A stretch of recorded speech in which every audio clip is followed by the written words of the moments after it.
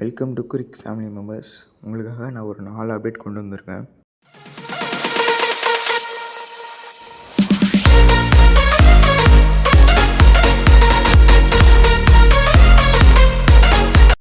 வீடியோக்குள்ளே போகிறதுக்கு முன்னாடி நீங்கள் எல்லாம் நம்ம சேனலில் பார்க்குறீங்கன்னு தெரியுது, ஆனால் சப்ஸ்கிரைப் மட்டும் பண்ண மாட்டேறீங்க.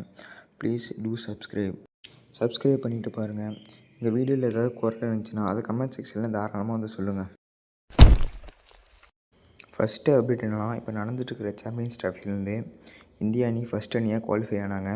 நியூசிலாந்து செகண்ட் அணியாக குவாலிஃபை ஆனாங்க, அது உங்களுக்கும் தெரியும். அதை தொடர்ந்து ஆஸ்திரேலியா தேர்ட் அணியாக உள்ளே வந்திருக்காங்க. அடுத்து சவுத் ஆஃப்ரிக்காவுக்கு 90% மேலே சான்ஸ் இருக்குது. ஆப்கானிஸ்தானுக்கும் ஸ்லைட்டாக எட்ஜ் இருக்குது. ஒருவேளை ஆஸ்திரேலியா vs ஆப்கானிஸ்தான் மேட்ச்சில் ஆப்கானிஸ்தான் வின் பண்ணி ஆஸ்திரேலியா தோற்கடிச்சிருந்தாங்கன்னா ஆப்கானிஸ்தான் உள்ளே வந்திருக்கும்.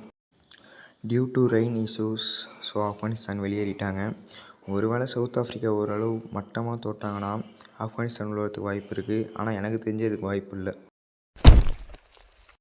அடுத்ததாக இங்கிலாந்து அணியின் தொடர் தோல்வி காரணமாக ஜாஸ் பட்லர் அப்புறமே தான் கேப்டன்சியை ரிசைன் பண்ணிட்டாருங்க. ஐபிஎல்ல இருந்தும் ஒரு 2 அப்டேட் இருக்குது. ஃபஸ்ட் அப்டேட் என்னென்னா, டெல்லி கேபிட்டல்ஸ் அவங்களோட மென்டாராக கெவின் பீட்டர்சனை தேர்வு செஞ்சுருக்காங்க. அடுத்தது சென்னை சூப்பர் கிங்ஸ் ஸ்ரீதரன் ஸ்ரீராமை தன்னோட அசிஸ்டன்ட் பவுலிங் கோச்சாக தேர்வு செஞ்சுருக்காங்க.